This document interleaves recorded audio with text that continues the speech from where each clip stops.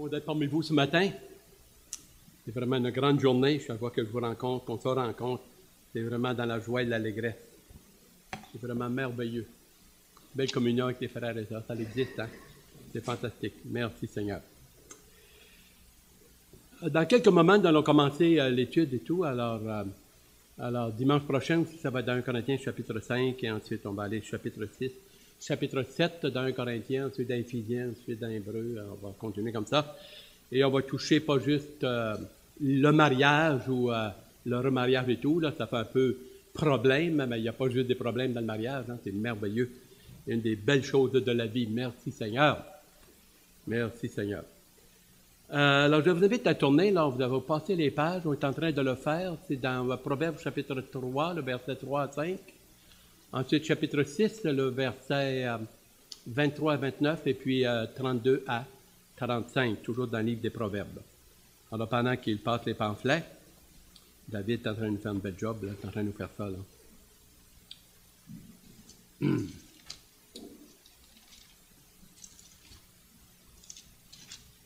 Proverbe chapitre 3, le verset 3 à 5.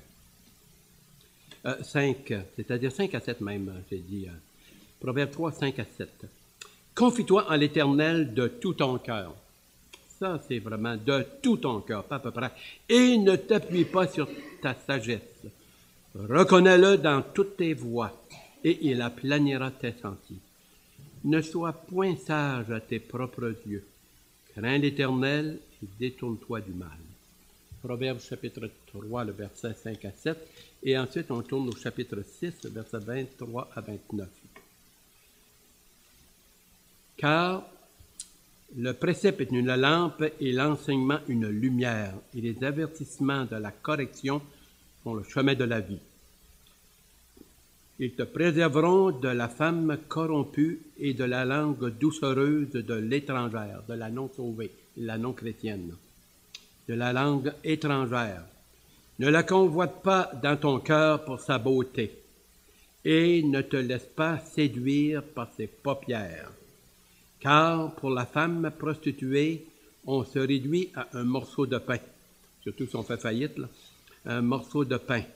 Et la femme mariée rend un piège à la vie précieuse. Quelqu'un mettra-t-il du feu dans son sein sans que ses vêtements s'enflamment? On connaît la question, c'est impossible. Quelqu'un marchera-t-il sur des charbons ardents sans que ses pieds soient brûlés? Impossible. Il en est de même pour celui qui va vers la femme de son prochain. Oh oh! C'est vu comme Adam ce qu'on est en train de traiter. Il en est ainsi pour l'homme qui s'approche de la femme de son prochain. Quiconque la touche ne restera pas impuni. Versets 32 à 35. Mais celui qui commet un adultère, un homme marié, une femme mariée va avec, alors deux hommes mariés qui, c'est-à-dire un homme marié et une femme mariée qui changent de partner, changent de client, mais celui qui commet un adultère avec une femme est dépourvu de sens. Il est sauté bien raide. Celui qui veut se perdre agit de la sorte. Il n'aura que plaie et ignominie, et son opprobre ne s'effacera point. Car la jalousie met un homme en fureur, et il est sans pitié au jour de la vengeance. Il n'a égard à aucune rançon, et il est inflexible quand même tu multiplierais les dons. Ça fait tout un arrière-plan. Alors on va, si vous voulez bien, courber devant le trône de la grâce, aller devant ce grand thème si précieux, actuel de nos jours, s'il vous plaît. Prions. Bien-aimé, tendre Père, que ta grâce soit sur nos cœurs, sur notre âme, sur cette assemblée. Que l'Esprit Saint puisse descendre, saisir nos cœurs, notre intelligence, nos émotions, nos sentiments, et vraiment tout notre être, Seigneur. Et que tu trouves des cœurs, des hommes et des femmes, jeunes hommes et jeunes filles, ou jeunes enfants, qui vraiment veulent marcher dans la droite voie, la droite de la bonne parole, de la correction, de la lumière et du bonheur. Et du bonheur. Et la voie que tu nous proposes est une bonne voie. Pour notre bien ici-bas, notre édification. Sois avec ceux qui sont de cette assemblée, en avant comme en arrière, à ma gauche comme à ma droite. Sois avec moi, sois avec nous. On est dans ce bain, on est dans ce contexte. Et tu nous avertis, tu nous éclaires. Toute la gloire, la louange te reviennent et merci pour rendre ce temps précieux avec ta bonne parole. Amen. Amen. Amen.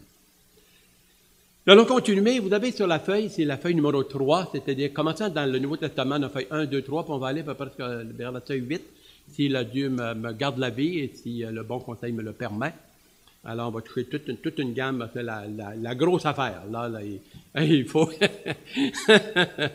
Vraiment, c'est toute une affaire. C'est toutes les passages que nous allons voir. Nous avions vu, et juste au début, vous avez les pharisiens. C'était un contexte où, alors, le Seigneur, les apôtres, ils se débattaient. Là, ils avaient des écoles. L'école de Hillel, qui était une école rabbinique dans le temps du Seigneur, puis elle était large. Pour n'importe quoi, pour une petite picadille, tu pouvais renvoyer ta femme si elle avait brûlé la soupe. Brûler la soupe, il faut le faire, hein. Et puis, n'importe quoi, au fond, c'était ridicule, mais c'était la liberté. L'homme était libre. Clouc, clouc, clouc, une petite note, mon ami. Je te divorce, pogne ça, ouais. Ferme la porte, puis bonjour. Bonjour, Harvey de Zing, et puis je suis la fin des good. Et ensuite, alors, il y avait cette école-là, très, très fort. Et puis, il y avait l'école de Shammai. Shammai, lui, était conservateur. Alors, il y avait plus dans Deutéronome 24, le verset 2 à 4, et puis dans Lévitique 18, et puis 22, puis Deutéronome et Nombre, et ces choses-là. Alors, lui, c'était du sérieux. Ils l'ont piégé, et puis, il y en avait deux autres. Il y avait aussi Nicodème. Et Nicodème, il était quand même pas pire. C'est lui qui est allé dans Jean chapitre 3 rencontrer le Seigneur de nuit, parce qu'il voulait pas trop se faire critiquer par ses pairs durant le jour. Et un autre était Gamaliel. Intéressant. Gamaliel, Paul dit, j'ai été au pied de Gamaliel. Paul, là, l'apôtre Paul, là, c'est un génie, ça. Un génie. Plus que cela. C'était un génie avec un cœur d'amour. Et étudier la vie de l'apôtre Paul, là, tout combiné, tout pacté de faire comme ça, là, c'est colossal. Il y a un nommé F.F. Bruce, un théologien frère, beautiful, un théologien merveilleux, une perle. C'est une sommité, il est mort malheureusement, une sommité qui a écrit sur la vie de l'apôtre Paul. Un bouquin se dépeint sur la vie de l'apôtre Paul. Paul donne son témoignage dans Timothée, j'étais un blasphémateur, pas qui sacrait des mots épais, là, mais de la fausse doctrine. Et alors, vous avez dans ce contexte, et là, on essaie de le coincer, puis il apporte des questions là, de divorce, puis de mariage, puis de lapider, puis toute sa grosse affaire. S'il y a un thème qui est populaire aujourd'hui, c'est bien cela. Et t'as toute une bouillie là-dedans, je m'excuse. Alors, c'est le contexte. Nous avons vu la semaine passée, ou il y a 3 semaines, où le Seigneur avait dans Matthieu 5, et puis dans Matthieu 19, par exemple, il apporte ce sujet-là, on le coince, mais le Seigneur n'est pas coincé du tout, là. On essaie de le coincer. Et puis, il prend ces passages, il retourne dans l'Ancien Testament. Si on vous a fait prendre l'Ancien Testament, donc ça a quand même été un peu long, mais c'est la base. À peu près 25 à 30% du Nouveau Testament se réfère à l'Ancien. Si on ne connaît pas l'Ancien, on ne l'a pas étudié avant, là, on flotte un peu, hein. On flotte un peu. On a dit que, j'avais mentionné, je pense, l'Ancien et le Nouveau Testament, c'est un peu comme un arbre. Tu as le tronc, les racines de l'Ancien Testament, tu as l'arbre, disons là, dans le Nouveau Testament vers les évangiles, puis ensuite tu as les feuilles, les branches, et puis à la fin c'est l'Apocalypse, un peu comme le capstone ou la tunique, voilà, tu sais, qui attache tout cela ensemble. Là. Tout cela ensemble. Alors, il mentionne dans celui qui quittera son père et sa mère, s'attachera à sa femme, et les deux seront une seule chair. Ils sont vus comme une unité. Tu as 2 mains, tes mains ensemble, c'est un tout. On appelle ça unicité. Unicité. Regardez dans le dictionnaire. Et puis, les deux divisions, que l'homme ne sépare pas ce que Dieu a uni ensemble. Ça, c'est dans Genèse 2.24. Genèse 2.24, ça, c'est le principe. Et Dieu, là, quand Dieu dit quelque chose, là, je vais le dire avec respect, je ne dirais pas qu'il est toqué, là, mais quand il dit une chose, il lâche pas le morceau. Il lâche pas le morceau. Et un jour, ça va être comme ça. Il n'y a personne qui va séparer ça. Mais présentement, là, il y a des accommodations. Tu es obligé de le faire avec Moïse. À un moment donné, le peuple d'Israël, c'était tellement rendu, là, le massacre, c'était tellement le bordel là-dedans, là, que Moïse a dit, écoute, ça va sauter, cette affaire-là. Alors, il a adouci un peu. Adouci un peu. Et puis là, on arrive et que l'homme ne sépare pas. Et il met une clause, sauf en cas d'adultère. Il y a des versions qui disent infidélité. Jérusalem dit fornication. Alors, pornéa ou maoshia. Alors, vous avez dans cette chose-là. Ce que je veux vous faire souligner, c'est ceci, dans les premiers, le point numéro 1, là, c'est que ce qui est assez intéressant, Matthieu, alors, à 2 reprises, le Seigneur, de Matthieu 19, 1 à 9, et dans Matthieu 5, surtout le verset 31 et 32, il apporte une clause, mais Marc et Luc ne le font pas.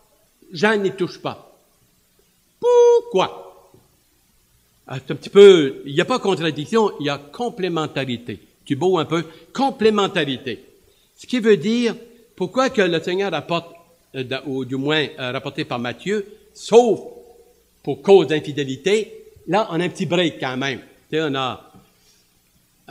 mais quand tu arrives dans Marc et dans Matthieu, ça y est pas, ça, même ça va un petit peu plus loin. C'est juste que l'homme ne sépare pas ce que Dieu, alors, a uni. Point à la ligne.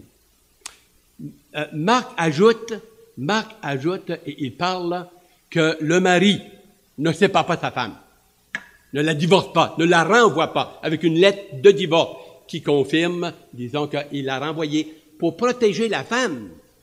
C'était pour la protéger à cause de la dot de l'Ancien Testament, ou alors le père donne une dot à sa fille, et puis pas commencer à renvoyer la femme puis garder la terre, la maison ou les bœufs. Alors, il y avait une protection d'amour de la part du Seigneur qui avait été donnée. Deutéronome 24, le verset 2 et 4. Luc, lui, mentionne, il parle de la femme. Il ajoute, mais il n'a pas la clause, sauf pour cause d'infidélité. L'avez-vous remarqué, ça? Je crois que oui. C'est assez intéressant. Pourquoi? Bien, on vous le mentionne ici, c'est que Marc et puis Luc écrivaient à des Grecs, alors c'est la portion de leur évangile, leur lettre pastorale, si on peut dire, et puis à des Grecs et à des Romains. Et les Romains, ça c'était, pas besoin de le mentionner, c'était inclus. C'était pris pour acquis, alors il n'y a pas besoin de le faire.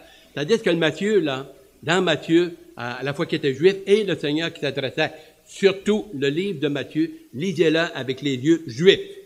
Ça, c'est officiel. Officiel. Toutes les paraboles, toute cette dimension-là, pour toujours à la lumière des Juifs et de ce contexte-là. Les Romains, la femme pouvait divorcer le mari. Tandis que les Juifs, le Seigneur doit y rajouter une clause, ou il le faire, pour donner un peu de respire. Parce que la chose qui se comprend, c'est si on veut vraiment là, être là, sur la ligne. Marié un jour, marié toujours. Si vous avez F. Bruce, vous avez, par exemple, Frédéric Godet, vous allez avoir Valvour, vous allez avoir R.C. Sproul, par exemple, vous allez avoir Dr. John MacArthur, c'est quand même. Alors, ce qu'il dit, c'est que le mariage est indissoluble. Bibliquement, là, c'est un lien sur la ligne, là, c'est ça. Indissoluble. Ça ne se brise pas, ça ne se sépare pas. Ça, un jour, quand on va être uni avec le Seigneur, ça va être ça. En attendant, le Seigneur a mis quand même il a mis une clause. Est-ce qu'il y a d'autres clauses, d'autres raisons? Il y en a. Par chance. Il y en a qui s'ouvriraient le martyre pas mal. Le Seigneur est bon. Et dans Luc 18, il dit même, quiconque répudie sa femme. Quiconque répudie sa femme et en marie une autre commet un adultère. Ça, là, c'est un peu raide, ça. Et en marie un autre commet un adultère. Bon, on va continuer à regarder cela. Si on regarde dans Lévitique, le verset 18, le verset 20, s'il vous plaît. Lévitique 18, verset 16 et le verset 20. Voilà, juste ici, là. Lévitique 18, le verset 16 et le verset 20. Tu ne découvriras point la nudité de la femme de ton frère. C'est la nudité de ton frère. Autrement dit, pas de l'histoire, là, de marier le frère le frère de ton mari un jour ou bypass est passé à côté. C'est la nudité de ton frère. Verset 18. Tu ne prendras point la sœur de ta femme pour exciter une rivalité en découvrant sa nudité à côté de la femme de ta femme pendant sa vie. Il y a bien des passages, on reviendra un peu plus tard dans le grand contexte. Dans Romains chapitre 7, le verset 1 à 3, lisons, je vous invite à tourner dans Romains 7, le verset 1 à 3. L'apôtre Paul est un pro, hein, vraiment là, cultivé et versé dans l'Ancien Testament au bout. D'ailleurs, quand il s'est converti, il a pris 3 ans, et puis il s'est retiré et il a tout repassé à la lumière de sa conversion et de l'Esprit de Dieu. Il a tout repassé l'Ancien Testament. Pendant 3 ans, il s'est mis à part, et là, il est allé à l'école biblique, vraiment du Seigneur et du Saint-Esprit. Ensuite, nous avons, imaginez-vous, frères, ignorez-vous, frères, que je parle à des gens qui connaissent la loi, que la loi exerce son pouvoir sur l'homme aussi longtemps qu'il vit. Ainsi, une femme mariée est liée par la loi à son mari tant qu'il est vivant. Mais si le mari meurt, elle a dégagé de la loi qui la liait à son mari. Si donc du vivant de son mari, elle devient la femme d'un autre homme, elle sera appelée adultère. Mais si le mari meurt, elle est affranchie, et le mot est intéressant, affranchie, les liens sont coupés comme des chaînes. Elle est affranchie, c'est un terme qui va avec l'esclavage, elle est affranchie de la loi, de sorte qu'elle n'est point adultère en devenant la femme d'un autre. La femme d'un autre. Alors, Jean-Baptiste fonctionnait, et ça, c'était l'Ancien Testament, et c'était vraiment ce que, alors, Dieu demandait, et il y avait certaines clauses. On le verra dans Corinthiens, chapitre 7, et d'autres mots. Jean-Baptiste, JB, Jean le Baptiste, lui qui baptisait, bien, il est arrivé en conflit, puis pauvre Jean, il n'a arraché pas mal. Il a voulu prendre position pour Dieu, pour la loi, pour l'Ancien Testament, et puis il y avait Hérode, là, qui était un petit peu flyé, là, et voici ce qui est arrivé. Dans Matthieu chapitre 14, le verset 1 à 4, virgule 10 à 11. Si vous voulez tourner avec moi. Matthieu chapitre 14, le verset 1 à 4. Bon. Alors, je suis un petit peu perdu des fois parce que c'est ma 4e Bible, là, puis là, c'est pas toujours à la même place. En ce temps-là, Hérode le tétrarque, ayant entendu parler de Jésus, dit à ses serviteurs, c'est Jean-Baptiste, parce qu'il était mort. Il a ressuscité des morts, et c'est pour cela qu'il se fait par lui des miracles. Car Hérode avait fait arrêter Jean, l'avait lié et mis en prison à cause d'Hérodias, femme de Philippe, son frère. Il a marié la femme de son frère. Parce que Jean lui disait, Jean-Baptiste, il n'est pas permis de l'avoir pour femme. Il voulait le faire mourir, mais il craignait la foule. Et cela continue. Verset 11 au verset 12. C'est que ce qui est arrivé, c'est Hérode, il a fait un grand festin. Il y avait alors Hérodias qui avait marié la femme de son frère. Il n'y avait pas le droit de le faire. Jean-Baptiste a fait des reproches. T'es pas correct, t'as pas le droit de faire ça. Ah oui, en prison, bonhomme. On va t'arranger, toi. Mais là, pendant qu'il est en prison, Hérode fait une fête. Et puis, la fille d'Hérodias, elle s'appelait Salomé en passant. Vous ne l'avez pas, mais alors, Cicéro, lui, là, c'est un historien, il mentionne son nom. Salomé, la jeune fille. Elle vient, moi, pas te faire une dent, là, la gros kit, moi, ta dandine. Et Hérode, là, il perd la tête bien dur. Bien dur. Là, la noblesse d'un roi était de faire des serments et des générosités, d'être vraiment magnanime. Et il dit, écoute, je suis tellement, là, parti, demande-moi ce que tu veux à cette jeune Salomé, puis je te donnerai fût-ce la moitié de mon royaume. Quand même, il faut le faire, hein. Ça, c'était, là, pour dire, là, moi, là, c'est le top. Elle va pas dire à sa mère, elle va dire, qu'est-ce que vous devrez demander? La tête de Jean-Baptiste. La tête de Jean-Baptiste. Barabbas ou Jésus? La moitié du royaume ou la tête de Jean-Baptiste? Ça vaut cher, hein, la tête d'un chrétien. On veut s'en débarrasser, hein. On est dans une guerre cosmique. Il est dit dans le psaume 116, le verset 15, il est doux. la mort de l'enfant de Dieu. Elle a du prix, la mort du croyant, de l'enfant de Dieu, au cœur de Dieu. Elle est précieuse, la mort de l'enfant de Dieu, au cœur de Dieu. Psaume 116, le verset 15, vous l'avez. Et alors, il a fait envoyer son gardien, ils l'ont pris, clouc, et ils sont arrivés avec la tête de Jean-Baptiste sur le plateau. Triste, hein? Quand on veut prendre position pour la vérité, on se fait des ennemis. Il est dit dans Timothée, celui qui veut vivre pieusement sera, le mot commence par paix, persécuté. Persécuté. Jean-Baptiste, pauvre lui. Deuxième point, on s'en va dans Jean chapitre 4, le verset 16 à 19. Jean 4, le verset 16 à 19. Bon, c'est la Samaritaine, vous connaissez le passage, vous êtes bien versé, il n'y a pas de problème. Verset 15, elle dit, Seigneur, donne-nous, c'est Jean 4, verset 16 à 19, mais je prends 15. La femme dit, Seigneur, donne-moi cette eau afin que je n'ai plus soif et que je ne vienne plus puiser ici. Va, lui dit Jésus, verset 16, appelle ton mari et viens ici. Oh, la question. Avait débattu théologiquement, d'autres c'est la montagne, puis tu sais, la grosse affaire, nous autres en bonne religion. À un moment donné, là, et Coco, il dit, écoute, va chercher ton mari. Ton mari, ben, elle dit, j'en ai pas. Right on, baby, right on. Il dit, au moins, il l'a félicité, il dit, t'es correct, au moins, t'as été honnête sur ce côté-là.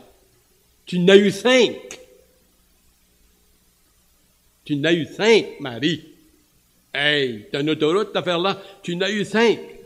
Maintenant, ce qui est arrivé, c'est qu'il y en a qui sont peut-être morts. Peut-être, on est dans les probabilités. Peut-être morts, divorcés, sacré son camp. Il y en a masse qui font ça, hein? Clouc, clouc, clouc, qui partent s'en vont. Onomatopée. Clouc, clouc, clouc, clouc. Alors, arrive et puis, flac, mon ami, il dit, tu n'as eu 5, mais celui que t'as, là, prends note de ça, là, c'est pas ton mari. Ah non, à côté. À côté. Vous connaissez ce mot-là? Je l'ai marqué ici. À côté, concubinage, état de fait, union de fait, union libre, union ouverte, union fermée. Et même, on a développé des langages que si on ne fait pas attention, même parmi les chrétiens, on l'emploie. Ce n'est pas un reproche, ce n'est pas un péché, mais par exemple, on va dire à propos de notre épouse, c'est ma blonde. Ah, peut-être les cheveux noirs. C'est ma blonde, c'est mon chum. Ah, t'es pas marié? Moi, je ne sais pas, maintenant, peut-être que je suis vieux jeu, ça se peut, j'ai quand même des cheveux gris. Tout ça. Mais Rachel, c'est pas ma blonde. Et je ne suis pas son chum. Je suis son mari et son époux. Et son bien-aimé. Et sa douce moitié. Oui, je le suis. Écoute, j'ai dit des fois, Rachel, ma chérie, quand je me regarde, je me désole, puis quand je te regarde, je me console. Et alors, mais, t'es rendu là, écoutez bien ceci, hey, c'est flyé. Là, aujourd'hui, on a toutes des dames.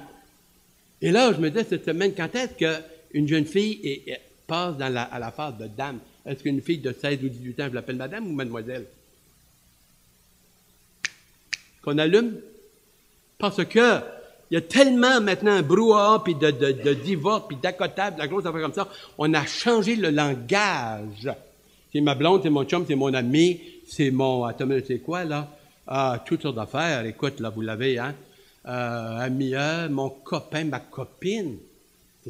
Mon copain, c'est ça veut dire qu'il est marié ou elle n'est pas mariée? Je ne sais plus! C'est la confusion. Change le mot, puis change tout. On l'a vu, hein, dimanche, il y a deux choses à faire avec le P, puis avec un R. Un P, c'est juste aussi une petite coche, là. Puis ce qui est, au lieu d'être pou, ça fait roux. Hein, tu changes complètement l'affaire, juste avec une petite affaire. Alors tu changes. Maintenant, c'est la blonde, c'est ma copine, c'est ici, c'est ça. Savez-vous qu'est-ce que j'ai vu? À la télévision, je l'ai vu de mes yeux, vu que j'ai vu. C'est un mariage qui avait lieu au bord de la plage. Et puis quand c'est venu pour la cérémonie, là, et c'était un marin, disons, un homme de 60 d'années qui était retraité. Et quand il est venu à faire les vœux, une place dans les vœux, tu dis, et renonçant à tout autre. Ça, c'est le punch, là. Ça, c'est l'engagement. Et renonçant à tout autre. Il n'a pas voulu le dire. Il n'a pas voulu le dire. Alors là, je ne sais pas, peut-être le padre ou le curé ou le pasteur, je ne sais quoi, il est un petit peu embêté. Ben, et renonçant, puis non, non, oublie ça, chum. Oublie ça. Oublie ça. Et renonçant à tout autre. À tout autre. Ce que nous voyons dans le passage dans Lévitique 20 là, et le verset 21, ça c'est un peu la même chose. Je vais vous amener dans 1 Corinthiens 6, verset 9 à 11. Tournons. Je vous y invite à 1 Corinthiens 6, le verset 9 à 11. 6, 9 à 11. Oui, 1 Corinthiens, chapitre 6, 9 à 11. Ne savez-vous pas que les injustes n'hériteront point le royaume de Dieu, ceux qui ne s'ajustent pas. Ne vous y trompez pas. Il y en a qui se trompent, ils veulent se tromper, mais on a à rendre des comptes. Ni la débauchée. Il ne doit pas en avoir aujourd'hui certains, ça, voyons donc. Ni la débauchée, ni les idolâtres, ni les adultères, ni les effimités ou les homosexuels, ni les infâmes, ni les voleurs, ni les cupides, ni les ivrognes, ni les outrageux, ni les ravisseurs n'hériteront le royaume de Dieu. Et c'est là ce que vous étiez, quelques-uns d'entre vous. Mais vous avez été lavés dans le sang de l'agneau, les mérites du sang de Jésus-Christ de sa mort. Mais vous avez été mis à part, sanctifiés pour lui maintenant. On est fiancés à Christ. Fiancés à Christ. Pas touche, on est au Seigneur. Mais vous avez été justifiés, déclarés justes légalement, juridiquement, déclarés justes en lui. Nous sommes justifiés et recouverts de sa justice, nous dit l'Éphésiens. Ensuite, au nom du Seigneur Jésus-Christ et par l'Esprit de notre Dieu. De notre Dieu. La Samaritaine, alors, elle a compris. Ensuite, la Samaritaine est allée rendre témoignage. Et je pense que c'est un prophète. Elle dit, j'avais 5 maris. Et puis, on dit, finalement, plusieurs se sont convertis à cause de ce témoignage-là. On vous invite dans Jean 8, verset 3 et le verset 10 et 11. Jean 8, verset 3 et le verset 10 et 11.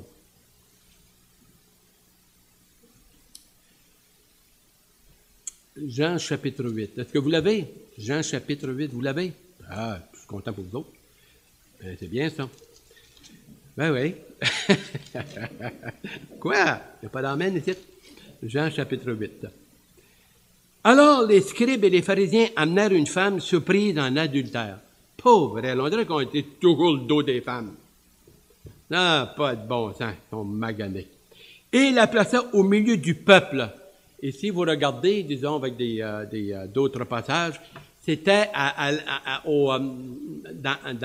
dans la clôture du Sanhédrin, là, disons, Sanhédrin, là, il y avait une palissade, et là, ils l'ont mis au milieu, puis il y avait entouré de monde. Et là, c'était le showcase. Là, ils vont la coincer. Ils veulent coincer le Seigneur. Qu'est-ce que tu fais avec cette femme-là? Pris en flagrant délit. Ah, tu as un été, tu as job. Pris en flagrant délit. Ah oui, à quelle place qu'il y a le mari, à quelle place qu'il y a le chum, à quelle place qu'il y a l'adultère. T'en es sauvé. Au fond, là, il n'était pas sincère, il aurait dû avoir les deux, juste elle. Il me semble qu'elle n'a pas fait ça toute seule, là, il devait être deux. On ne met pas un adultère tout seul. Mais l'homme n'est pas là. Pas de blanche. Pauvre dame. Il n'y a rien de nouveau sous le soleil, hein. On te les magane, ça n'a pas de bon sens. Mais au fond, là, c'est pas elle qui voulait. C'est coincer le Seigneur. Et on dit, on l'a surpris en flagrant délit. Qu'est-ce que la loi nous dit? La loi de Moïse nous dit qu'on doit la lapider. Qu'est-ce que tu en dis, toi, maintenant? Il voulait le coincer. Il voulait le coincer. Moïse, dans la loi, nous a ordonné de lapider de telle femme. Toi donc, que dis-tu? Verset 5. Il disait cela pour l'éprouver afin de pouvoir l'accuser. Mais Jésus, s'étant baissé, écrivait avec le doigt sur la terre. Qu'est-ce qu'il a écrit? Vous ne le savez pas? Hey! Il fallait changer de lunettes. Peut-être. Peut-être, peut-être. Deutéronome, chapitre 17, le verset 7. Il y a affaire à des pharisiens, là. Docteurs de la loi. Scrupuleux, légalistes, minutieux et vicieux. Alors, Deutéronome 17, le verset 7, s'il vous plaît. Lévitique, non. Deutéronome. Après Deutéronome. Non, Deutéronome. Bon, on l'a pour vous, si jamais vous ne l'avez pas. Verset 7. La main des témoins se lèvera la première pour le faire mourir. Et la main de tout le peuple ensuite. Tu ôteras ainsi le mal du milieu de toi. Parle de lapidation. Parle de lapidation. Il se peut, c'est hypothétique. Il n'a pas dit tel quel, mais dans ce contexte-là, c'est pas possible. Que le Seigneur s'est penché. Hey, il n'a pas dit un mot, hein? Avec son doigt, il a commencé à écrire. Peut-être, Deutéronome 17, le verset 7, qui dit que si tu prends, alors, une femme en adultère, alors, et puis la prendre et la lapider, les témoins. Celui qui, alors, témoignait contre elle premièrement, et ensuite les autres. Ou bien, ou bedon, fort possible également, les deux. Ah, j'aime celle-là. En plus d'écrire Deutéronome, D-E-U-T, Deutéronome 17, le verset 7, le nom de ceux qui, alors, les pharisiens qui l'accusaient. Tchouk, commence à regarder ça, mon ami. Hey, ça passe, quand ton nom est là. Quand tu es dans une maison de vitre, tu ne lances pas des roches à l'extérieur. Tu vas casser la vitre. Et qu'est-ce qui est arrivé? Un par un, en commençant par le plus vieux. Vous savez, même si tu es vieux, tu peux être vicieux, hein? Tu as tout un passé, tout un bagage. En commençant par le plus vieux jusqu'au plus jeune. Ça commençait à être, ça, c'était le conscience qui lui parlait, là. C'était gênant, ça, là. Commençait à se reculer, mon ami. Ouais, on va aller, on va en fumer une. Ils ont quitté. Oh! Versets 10 et 11. Très intéressant. Alors, s'étant relevé, le Seigneur, et voyant plus que la femme, Jésus lui dit, « Femme, où sont ceux qui t'accusaient? Personne ne t'a-t-il condamné? » Elle répondit, « Non, Seigneur. » Et Jésus lui dit, « Je ne te condamne pas non plus. »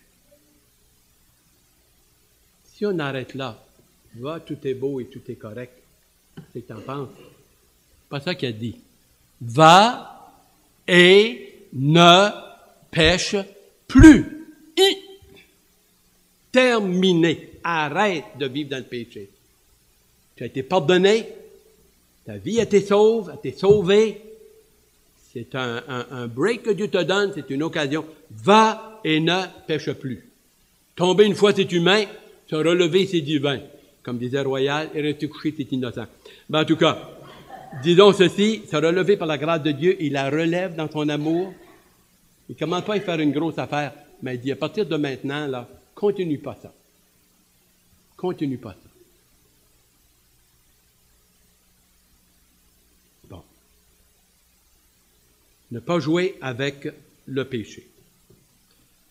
On va prendre dans Matthieu 7, 1 à 5, ainsi que dans Matthieu 6, 42 et 43, mais on n'étendra pas. Oh, on ne l'étendra pas, parce que un jour je le ferai. C'est sûr, juger. Ça, c'est embêtant. Ne juge pas, faut pas juger, il faut juger. Hey, c'est assez fantastique. Alors, Matthieu 7, versets 1 à 5. Ne jugez point afin que vous ne soyez pas jugés, car on vous jugera du jugement dont vous jugez, et l'on vous mesurera avec la mesure dont vous mesurez. Pourquoi vois-tu la paille qui est dans l'œil de ton frère et n'aperçois-tu pas la poutre qui est dans ton œil? Ou comment peux-tu dire à ton frère, laisse-moi ôter une paille de ton œil, toi qui as une poutre dans le tien? Il dit, hypocrite, ôte premièrement la poutre de ton œil, et alors tu verras comment ôter la paille de l'œil de ton frère. Et vous avez dans Luc 6, 42, qui dit un peu la même chose. Marc, Luc, okay. Luc 6, 42, vous l'avez ici. On s'en va vers la fin. 42. Ou comment peux-tu dire à ton frère, laisse-moi ôter la paille qui est dans ton œil, toi qui ne vois pas la poutre qui est dans ton œil. Et puis c'est un peu la même chose, c'est une répétition. Une répétition. Romains 2, verset 3 et le verset 12, deux dernières références. Romains chapitre 2, verset 3 et le verset 12. Alors, on ne regardera pas ce matin à propos de juger, pas juger. C'est un message d'une étude en soi. Mais quand même, il est là et on en reviendra peut-être une autre fois, là, pas maintenant. Romains 2, le verset 3 et le verset 12. 3. Et penses-tu aux hommes qui jugent ceux qui commettent de telles choses et qui les fait, que tu échapperas au jugement de Dieu? C'est ce qui est arrivé comme on a vu, dans Matthieu. Dans Matthieu. Et le verset 12. Tous ceux qui ont péché sans la loi périront aussi sans la loi, et tous ceux qui ont péché avec la loi seront jugés par la loi. Et nous voyons que dans les Écritures, dans Jean 8, le Seigneur a pardonné les péchés de cette femme et dit, moi non plus, je ne te juge pas. Va et ne pêche plus. Il a dit dans Ésaïe 43, 25, c'est tellement, je voyais Dr. Gilbert qui était, je pense que c'est le verset 22 que tu avais lu, Gilbert. Je pensais que tu allais aller jusqu'à là. Ésaïe 43, le verset 25, à propos du pardon.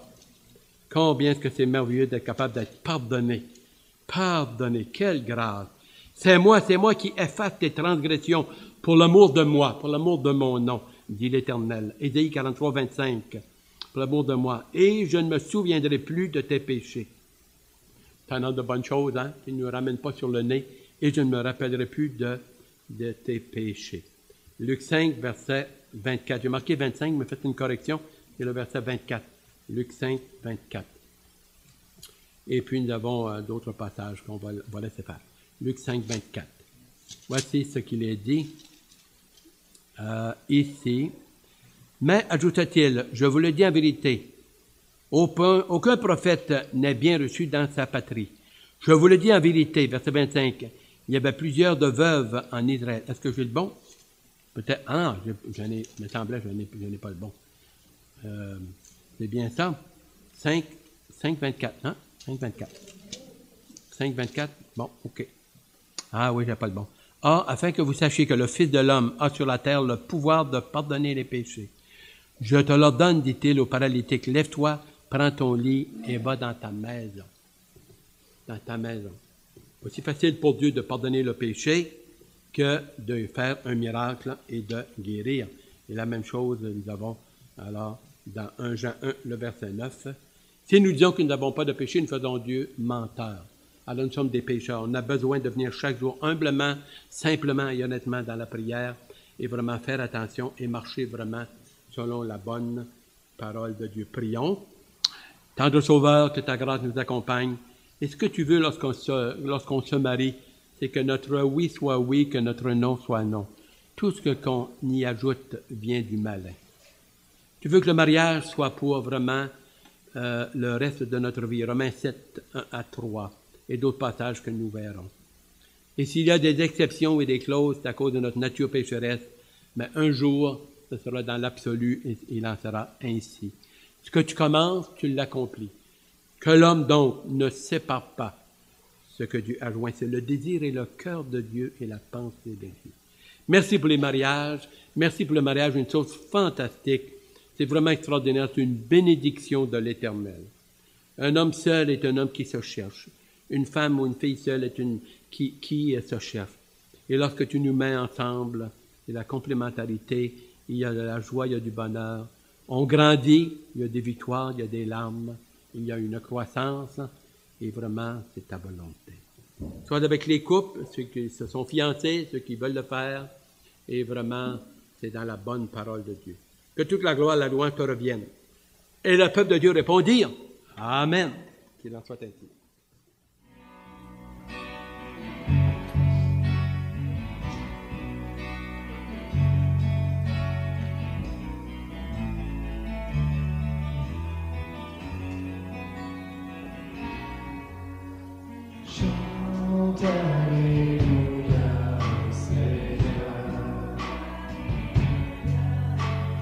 Chante Alléluia au Seigneur.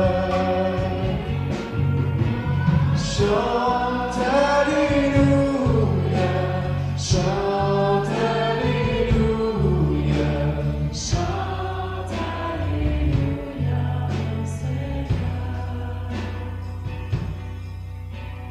Christ est ressuscité des morts. Christ est ressuscité des morts. Christ est ressuscité. Christ est ressuscité. Christ est ressuscité des morts. Sing hallelujah. Sing hallelujah to the Lord. Sing hallelujah.